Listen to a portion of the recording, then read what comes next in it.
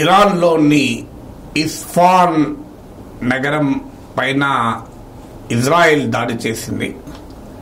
Israel దాడిని తిప్పికొట్టామని Iran చెప్తోంది. అయితే కొన్ని ఎక్స్ప్లోజన్స్ వినబడినట్టు అంతర్జాతీయ వార్తా సంస్థల కథనం. దీని నేపథ్యం ఏంటి అనేది నేను ఇప్పటికే ఒక వీడియో పెట్టాను. అంతకు ముందు కూడా ఇరాన్ ఇజ్రాయెల్ ఇష్యూ చెప్పాను. అవి చూడని వారికి బ్రీఫ్గా ఏంటంటే, సిరియాలోని రాజధాని డెమాస్కస్లోని ఇరాన్ కాన్సులేట్ కార్యాలయం, దౌత్య కార్యాలయం పైన జరిగిన దాడిలో ఇరాన్ సీనియర్ జనరల్స్తో సహా 7 మిలిటరీ జనరల్స్ చనిపోయారు. ఇది ఇజ్రాయెల్ పని అంటూ ప్రతీకారం తీర్చుకుంటామంటూ ఇరాన్ శపథం చేసింది. ఈ మధ్య ఈ డెమాస్కస్లో April 1 నాడు దాడి జరిగింది. ఇటీవల ఇజ్రాయెల్ పైన ఇరాన్ మిసైల్స్తోని డ్రోన్లతో విరుచుకుపడ్డది. అయితే 99% మిసైల్స్ను డ్రోన్ను న్యూట్రలైజ్ చేశామని ఇజ్రాయెల్ ప్రకటించింది. అయితే ఇరాన్ చెప్పింది అంటే ఇక్కడితో ముగిసింది, మా రిటాలియేషన్ అయిపోయింది, కానీ మళ్ళీ మాపై దాడి చేస్తే మాత్రం చాలా తీవ్రమైన అటాక్ ఉంటుంది అని ఇరాన్ ప్రకటించింది. అక్కడితో ఆగకుండా ఇజ్రాయెల్ న్యూక్లియర్ ఫెసిలిటీస్ గురించి ఖచ్చితమైన సమాచారం మేము సేకరించాం, మా ట్రిగర్ పైన చేయి పెట్టి ఉన్నాం, ఒకవేళ మాపై గనక దాడి జరిగితే ఇజ్రాయెల్ న్యూక్లియర్ ఫెసిలిటీస్ను కూడా టార్గెట్ చేస్తామంటూ ఇరాన్ హెచ్చరించింది. ఇప్పుడు ఇజ్రాయెల్ ఇరాన్ పైన టార్గెట్ చేసింది కూడా ఇస్ఫాన్ ప్రావిన్స్ లో పైన టార్గెట్ చేసింది. ఈ ఇస్ఫాన్ ప్రావిన్స్ యొక్క ప్రత్యేకత ఏంటి అంటే, ఇక్కడే మిలిటరీ ఎయిర్ బేస్లు ఉన్నాయి ఇరాన్ది, అలాగే న్యూక్లియర్ ఫెసిలిటీస్ కూడా ఇక్కడే ఉన్నాయి. న్యూక్లియర్ ఎక్స్పెరిమెంటల్ రియాక్టర్ ఈ ప్రాంతంలోనే ఉంది, యురేనియం కన్వర్షన్ ఫెసిలిటీ ఉంది ఈ ప్రాంతంలోనే, అలాగే నటాంజ్ ఎన్రిచ్మెంట్ ఫెసిలిటీ కూడా ఇక్కడే ఉంది.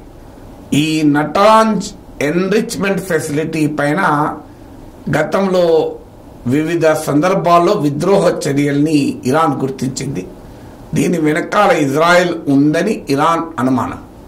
అంటే ఒక రకంగా ఇరానియన్ న్యూక్లియర్ ఫెసిలిటీస్ ఉన్న ప్రాంతంలో ఈ దాడి జరిగింది, ఇజ్రాయెల్ దాడి. అయితే ఇప్పటి వరకు ఏ న్యూక్లియర్ ఫెసిలిటీ పైన అటాక్ కాలేదు. ఇది ఇరాన్ మిలిటరీ బేస్ పైన అటాక్ తప్ప న్యూక్లియర్ ఫెసిలిటీ పైన అటాక్ జరగలేదు అని ఇంటర్నేషనల్ అటామిక్ ఎనర్జీ ఏజెన్సీ ధృవీకరించింది. అలాగే తస్నీమ్ న్యూస్ ఏజెన్సీ, ఇరాన్లో అధికారంలో ఉన్న ఇరానియన్ రెవల్యూషనరీ గార్డ్స్, ఇరాన్ సైన్యానికి సన్నిహితంగా ఉండేటువంటి న్యూస్ ఏజెన్సీ కూడా, తస్నీమ్ న్యూస్ ఏజెన్సీ కూడా ప్రకటించింది. అంటే ఇప్పటి వరకు అంతర్జాతీయ సంస్థలు కూడా ధృవీకరిస్తుంది, రాటిఫై చేస్తుంది ఏంటంటే ఇరానియన్ న్యూక్లియర్ ఫెసిలిటీ పైన అటాక్ జరగలేదు అని. కానీ పరిస్థితి చాలా ఉద్రిక్తంగా ఉంది. సమస్య ఏంటంటే ఇజ్రాయెల్ ఇది undeclared nuclear power. America Israel ఒక అణుశక్తి దేశంగా తీర్చిదిద్దింది. ఇరాన్ పైన దగ్గర అణ్వాయుధాలు ఉన్నాయని అమెరికా అనుమానం, లేవని ఇరాన్ చెప్పుకుంటూ వచ్చింది. కానీ it is a nuclear capable country లాగా కనబడుతోంది. సో రెండు న్యూక్లియర్ క్యాపబుల్ కంట్రీస్ పైన యుద్ధం అంటే చాలా ప్రమాదకరం. అందులో ఇజ్రాయెల్లో ఉన్నది, అధికారంలో ఉంది అల్ట్రా రైట్ ప్రభుత్వం, అతివాద ప్రభుత్వం. అందువల్ల జాతి దురహంకారాన్ని రెచ్చగొట్టైన రాజకీయంగా ప్రయోజనం పొందాలి అనేటువంటి రాజకీయ శక్తులు ఇజ్రాయెల్ అధికారం ఉన్నాయి. ఇరాన్ ఏమో ఒక మతతత్వ నిరంకుశ రాజ్యం. సో అందువల్ల ఎక్కడా కూడా గుడ్ సెన్స్ ప్రివేల్ అవుతుందా, డెమోక్రటిక్గా ఆలోచిస్తారా అనేది ఒక క్వశ్చన్ మార్క్. రెండు వైపు కూడా ఎక్స్ట్రీమ్ భావాలు ఉన్నవారు అధికారంలో ఉన్నారు.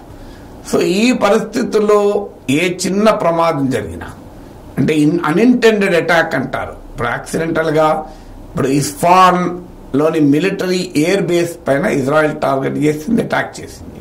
పొరపాటున ఆ డ్రోనో ఆ మిసైల్లో డైరెక్షన్ తప్పి న్యూక్లియర్ ఫెసిలిటీ పైన పడింది అనుకోండి, దానికి డ్యామేజ్ జరిగితే చాలా తీవ్ర ప్రమాదం. డ్యామేజ్ జరగకపోయినా ఇది తమ న్యూక్లియర్ ఫెసిలిటీ పైన అటాక్ అని ఇరాన్ రిటాలియేట్ చేయొచ్చు. ఎందుకంటే ఆల్రెడీ ఇరాన్ ప్రకటించి ఉంది. ఇజ్రాయెల్ న్యూక్లియర్ ఫెసిలిటీస్ను మేము టార్గెట్ చేయగలము, మా దగ్గర ఆ రకమైనటువంటి సమాచారం మొత్తం ఉంది అని. ఎందుకంటే ఇది ఇజ్రాయెల్ హమాస్ మధ్య యుద్ధం లాంటిది కాదు. ఇజ్రాయెల్ హమాస్ మధ్య యుద్ధం అంటే అది కమాండో యుద్ధం. సో ఆ యుద్ధంలో హింస చెలరేగచ్చు, ప్రాణ నష్టం ఉండొచ్చు, కానీ అణు ప్రమాదాలు ఉండవు. హమాస్ కా క్యాపబిలిటీస్ లేవు, లెబనాన్లోని హిజ్బుల్లా కా క్యాపబిలిటీ లేదు, హూతీ తిరుగుబాటుదారులకు రెడ్ సీ పైన అటాక్, వర్తక నౌకలను అటాక్ చేసే కెపాసిటీ ఉంది తప్ప ఇజ్రాయెల్ న్యూక్లియర్ ఫెసిలిటీస్ పైన దాడి చేసేంత సామర్థ్యం ఎవరికి లేదు. ఆ సామర్థ్యం ఇరాన్కు మాత్రమే ఉంది. అందువల్ల ఈ వైడర్ కాన్ఫ్రంటేషన్గా ఇది మారితే చాలా ప్రమాదకరమైన న్యూక్లియర్ అటాక్ కూడా దారితీయచ్చు. అన్ఫార్చునేట్లీ న్యూక్లియర్ ఫెసిలిటీస్ ఉన్నప్పుడు ఏమవుతుందంటే ఒక అన్ఇంటెండెడ్ దాడి జరిగిన, ఊహించకుండా పొరపాటున దాడి జరిగిన, యాక్సిడెంటల్ అటాక్ కావచ్చు, అన్ఇంటెండెడ్ అటాక్ కావచ్చు, ఏదైనా కూడా it may lead to very disastrous consequences, వినాశకరమైనటువంటి పరిస్థితులకు దారితీసే ప్రమాదం ఉంది. అందువల్ల న్యూక్లియర్ థ్రెషోల్డ్లో ఉన్న, అంటే అణుముఖ ద్వారం వద్ద ఉన్న వెస్ట్ ఏషియాలో జరుగుతున్న ఈ ఘర్షణ, ఈ confrontation can slide in to very dangerous situation.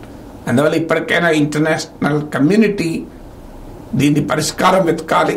Iran ఇజ్రాయెల్ల మధ్య శాంతి సుస్థిరత సాధన కృషి చేయాల్సిన అవసరం ఉంది. ఇది ప్రపంచానికి, పశ్చిమాసియా సుస్థిరతకు చాలా చాలా కీలకం.